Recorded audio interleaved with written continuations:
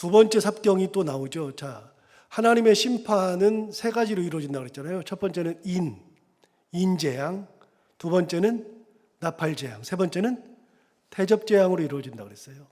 일곱 인, 일곱 나팔, 일곱 대접 이렇게 순서대로 나오는데 그 중간중간에 삽경이 들어가 있습니다.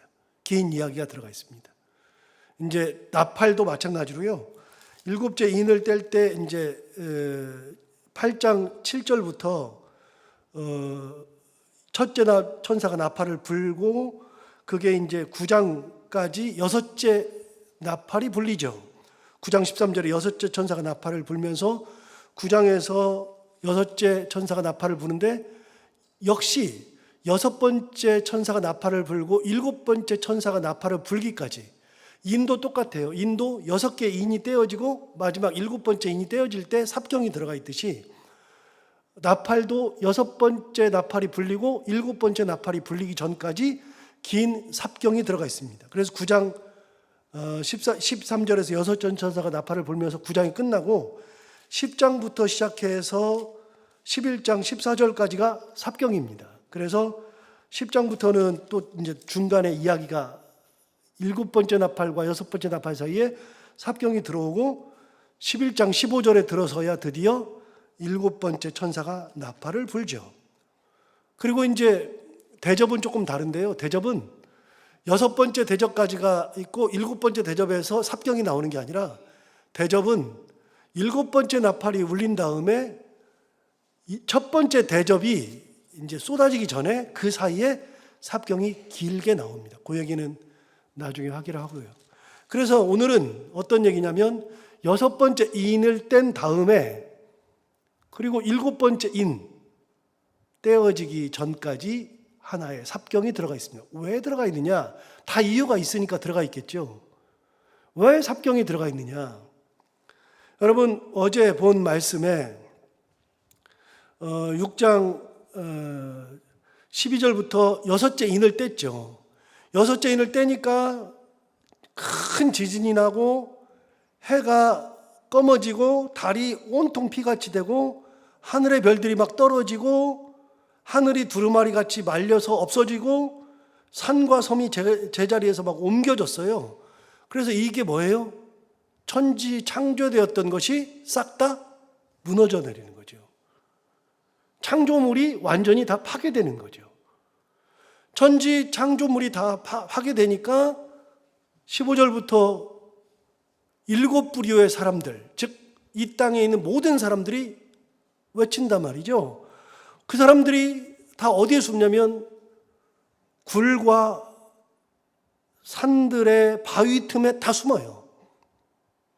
핍박하던 사람들이 다 숨어버리죠. 숨어버리고서 뭐 하느냐? 16절, 17절 어제 본 것처럼 산들과 바위에게 말하되 우리 위에 떨어져서 보좌에 앉으신 이의 얼굴에서와 그 어린 양의 진노에서 우리를 가려라. 그래서 차라리 우리를 죽여달라라고 외치는 때가 온단 말이죠. 그러면서 그들이 마지막으로 하는 얘기가 뭐냐면 17절 그들의 진노에 큰 날이 이르렀으니 누가 능히 서리요. 자, 하나님의 진노가 임할 때 설 수 있는 사람이 자기들이 보니까 있다 없다? 없다. 차라리 진노의 날에는 죽는 게 낫다. 그 진노를 견디고 갈 사람이 없다. 그러니까 차라리 날 죽여버리든지 내가 보니까 이 진노의 날에 능히 하나님 앞에 설 수 있는 사람이 없다. 다 죽는다. 그 얘기를 하면서 이제 얘기하는 거예요. 그러면 하나님 앞에 능히 설 수 있는 사람이 있느냐? 이 진노의 날에 견딜 수 있는 사람이 있느냐? 그 얘기가 삽경에 나오는 겁니다. 견딜 수 있는 사람이 있다. 그 말이에요. 세상 사람들이 다 이 진노의 날에는 누구도 살아남을 수 없고 차라리 죽는 게 낫다고 하는 그 순간에도 하나님께서 살리고자 하는 자가 있고 살아남을 자가 있다. 그게 삽경이죠. 자, 그러면 그 얘기를 볼까요? 7장 1절을 보시면 이 일 후에 내가 내 천사가 땅 모퉁이에 선 것을 봤다. 자, 천사가 땅 내 모퉁이에 섰다 그랬죠. 자, 완전수가 두 개라 그랬잖아요. 하늘의 수 3, 지상의 수? 사라 그랬죠. 지상의 수에서 사는 바로 여기 나오잖아요. 땅을 그 당시에는 뭘로 봤어요? 사각형으로 봤어요. 사각형으로. 그래서 네 모퉁이로 봤죠. 그래서 이게 완전수예요. 계절도 봄, 여름, 가을, 겨울 그래서 땅의 완전수가 사라 그랬잖아요. 자, 그럼 여기에 네 천사가 나오죠. 네 천사가 땅 모퉁이에 딱 서 있어요. 모퉁이에 선 것을 봤는데 땅의 사방에 바람을 붙잡아 바람으로 하여금 땅에나 바다에나 각종 나무에 불지 못하게 하고 있어요. 지금 그렇게 하고 있어요. 바람을 못 불게 하고 있어요. 그 천사들의 역할은 뭐냐면 바람을 부는 것을 못 불게도 하고 바람을 불게도 하고 그 바람을 붙잡고 있어요.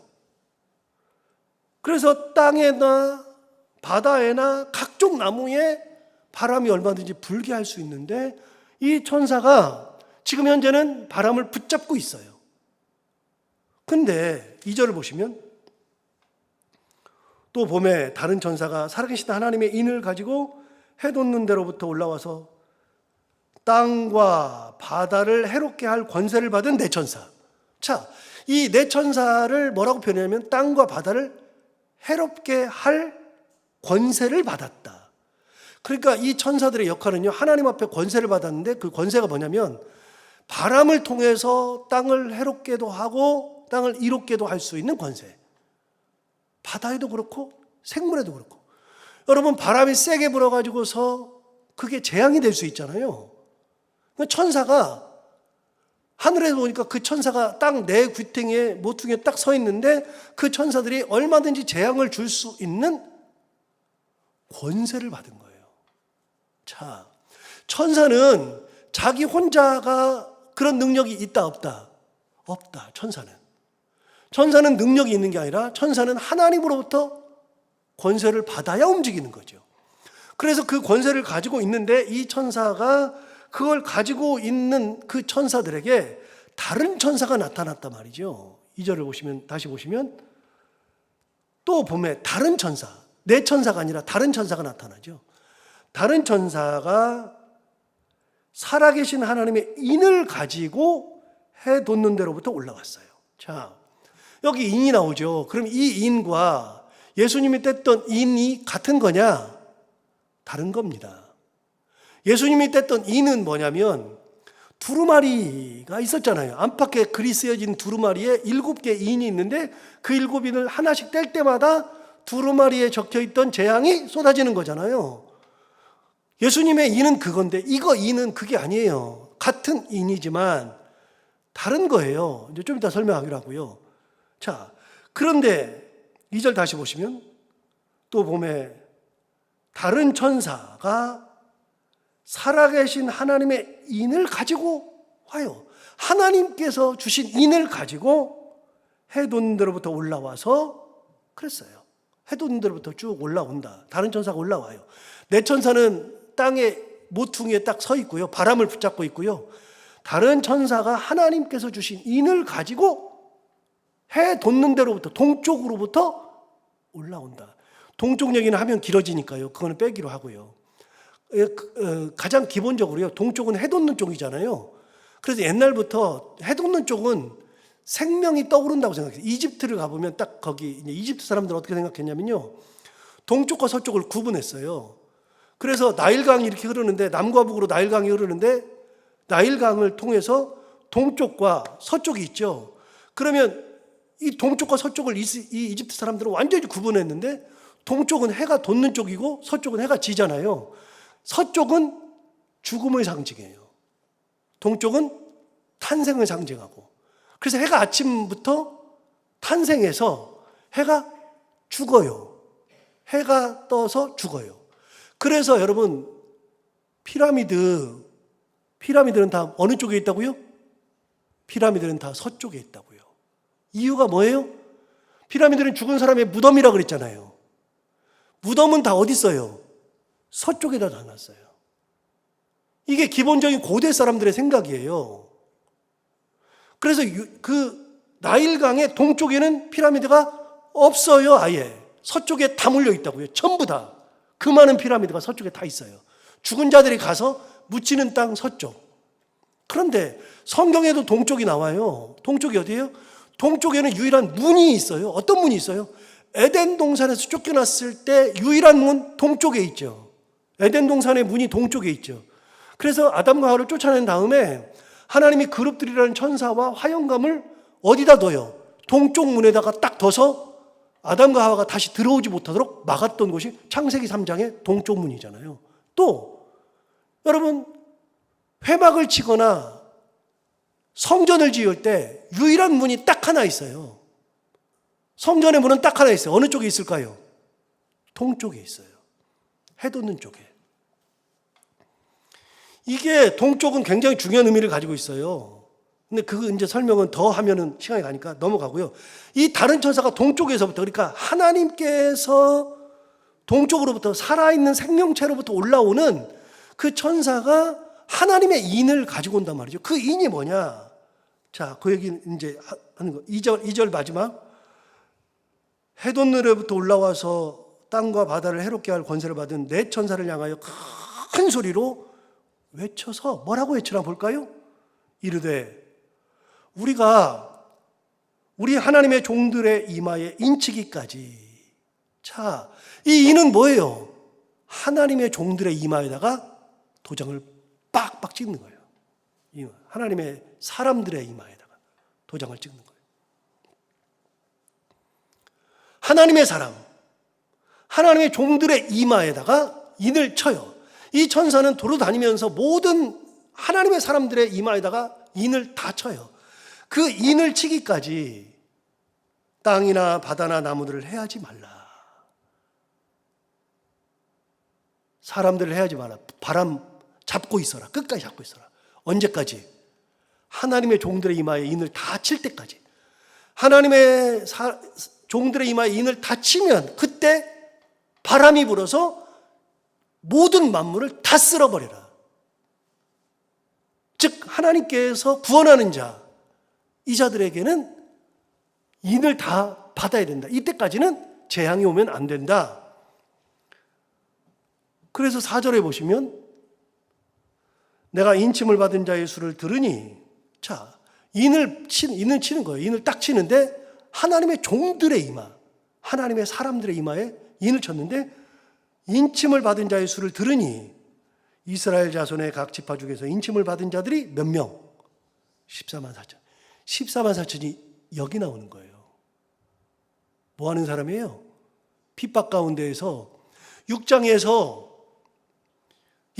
이 천지가 무너지니까 하늘이 말려서 막 없어지고 별들이 떨어지고 달이 붉게 변하고 해가 새까맣게 되고 산들이 다 없어지고 들이 다 없어지고 이 천지 만물이 다 무너져서 이 땅에 재앙이 막 올 때 여기 살고 있었던 많은 사람들이 이게 뭔 일이야 그러면서 산과 바위에게 차라리 내 머리 위에 떨어져서 나 좀 죽여달라고 이야기하고 그들이 마지막으로 고백하길 뭐라 그런다고요?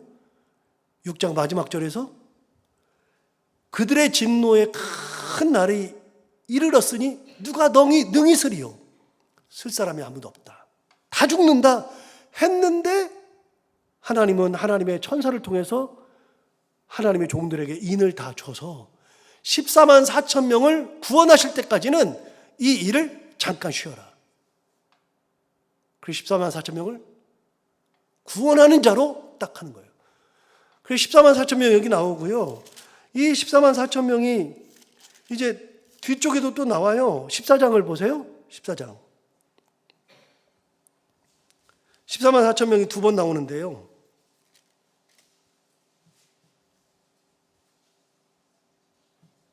자, 또 내가 14장 1절에 보시면 내가 보니 어린 양이 예수 그리스도죠.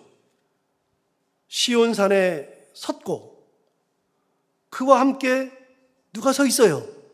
14만 4천 명.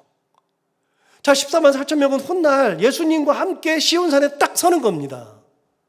서 있는데 그들의 이마, 아까 인 쳤죠.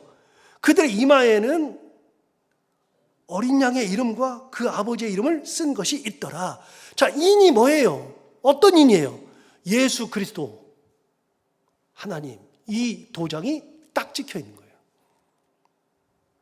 그 도장을 받은, 구원받은 사람들이 예수님과 함께 딱 서 있죠. 세상 모든 사람들이 이 땅이 무너지고 천지가 무너지니까 우리 다 죽었다, 차라리 죽는 게 낫다고 하면서 이 고난을 견딜 사람이 없다, 누가 능히 서리요 그랬는데 있더라, 그 말입니다. 이게 지금 삽경이에요. 이 사람들이 생각하니까 도대체 살아남을 사람이 없는데 얻기는 뭘 없냐? 14만 4천 명이 있다, 그 말이에요. 그런데 여러분, 인치는 이야기는 이게 이제 나중에 가보면 나오는데, 사탄이 진짜 비슷하게 똑같이 따라해요. 이제 뒤에 보면 나와요. 13장, 14장 보면은요, 사탄이 하나님을 똑같이 따라하고 예수를 똑같이 따라해요. 그래서 미혹을 해요. 사람을 미혹하는 장면이 나오는데, 여러분 13장 한번 가볼까요?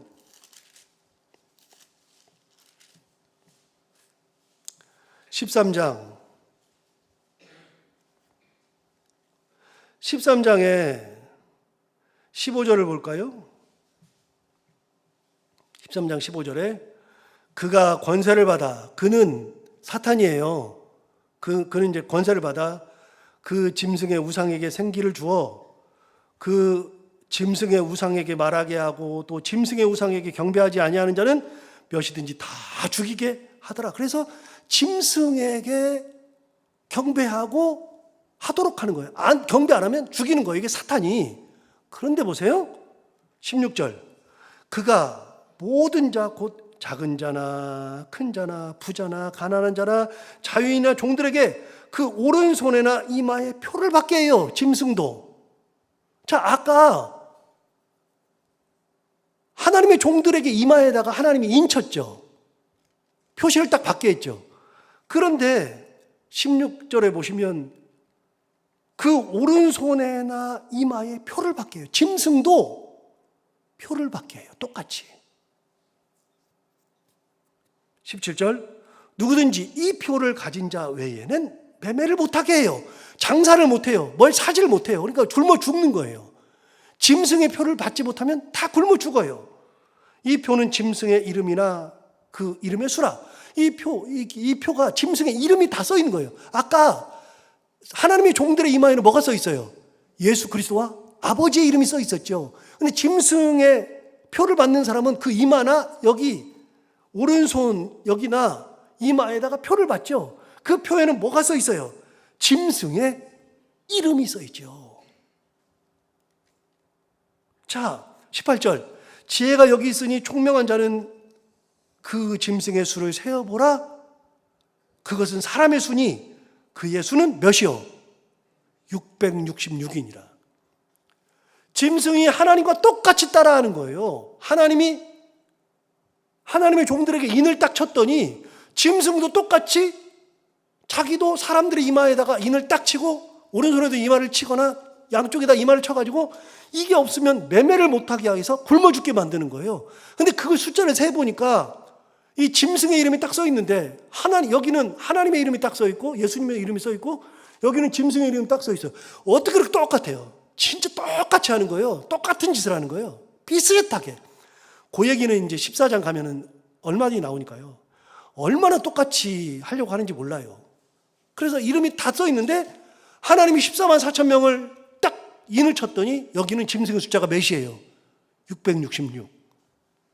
자, 할 얘기가 많은데 여러분 14만 4천 명은 확정된 수가 아니라 그랬잖아요. 이건 무슨 수라고요?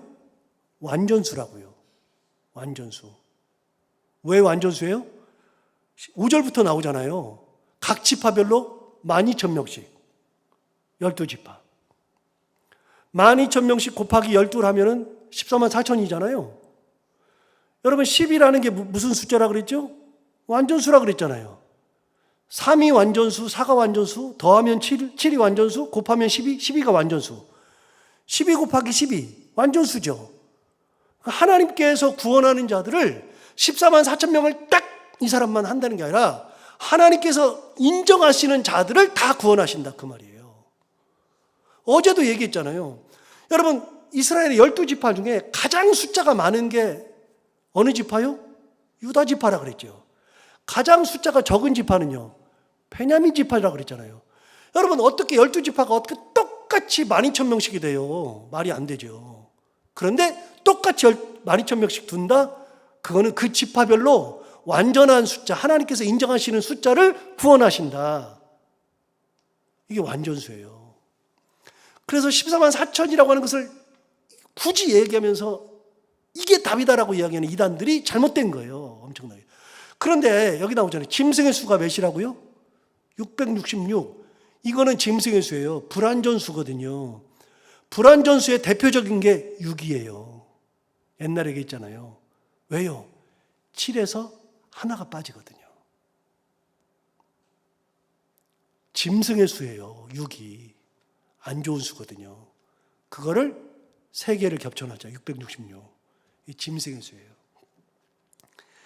그래서 많은 사람들이, 핍박하던 사람들이 이제는 뒤집어졌잖아요. 그 사람들이 예수 믿는 사람을 죽였는데 이 사람들이 어느 날 보니까 천지가 무너지니까 핍박은 무슨 핍박이에요. 내가 지금 살아남아야지. 그러니까 막 산들 위에 숨고 바위 위에 숨으면서 차라리 죽는 게 낫다 그러면서 이 고난의 날, 이 환난의 날에서 살아남을 자가 있냐? 그런데 하나님이 뭐라 그러세요? 천사를 예비하셔서 그 천사가 돌아다니면서 사람들의 이마에다가 인을 치면서 하나님의 이름과 예수 그리스도의 이름을 인을 치면서 다 불러 모아요. 그게 14만 4천 명. 그런데 이렇게 인치는 것을 이스라엘 사람들이, 이 글을 읽는 사람이 알까요, 모를까요? 다시. 우리가 감이 오죠. 제가 얘기하면 감이 오죠.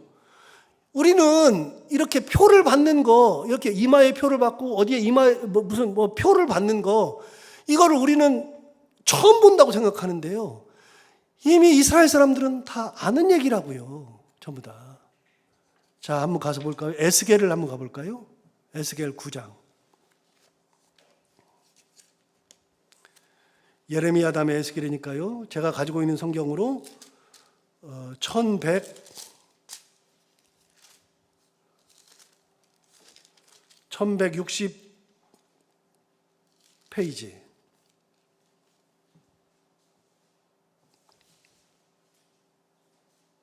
자, 1160 페이지 구약성경 에스겔 9장 2절을 볼까요? 에스겔 9장 2절을 보시면, 내가 보니 6사람이 북향한 윗문길로부터 오는데, 6명이 와요. 여기는 각 사람의 손에 죽이는 무기를 잡았어요. 그래서 사람을 죽이는 사람들이에요. 그 중에 한 사람은 가는 베옷을 입고 허리에 서기관의 먹그릇을 찼더라. 허리에 먹그릇이 있으니까 이제 그 사람은 쓰는 사람이잖아요. 서기관 쓰는 사람이잖아요. 그들이 들어와서 놋제단 곁에 서더라. 그룹에 머물러 있던 이스라엘의 하나님 영광이, 자, 하나님의 영광이 성전 문지방에 이르렀어요.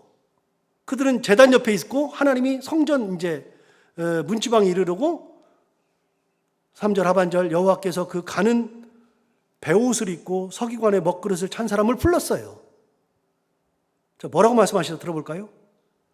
여호와께서 이르시되 너는 예루살렘 성읍 중에 순행하여 여기저기 다니면서 그 가운데에서 행하는 모든 가증한 일로 말미암아 탄식하며 우는 자의 이마에 표를 그리라. 무슨 말이에요?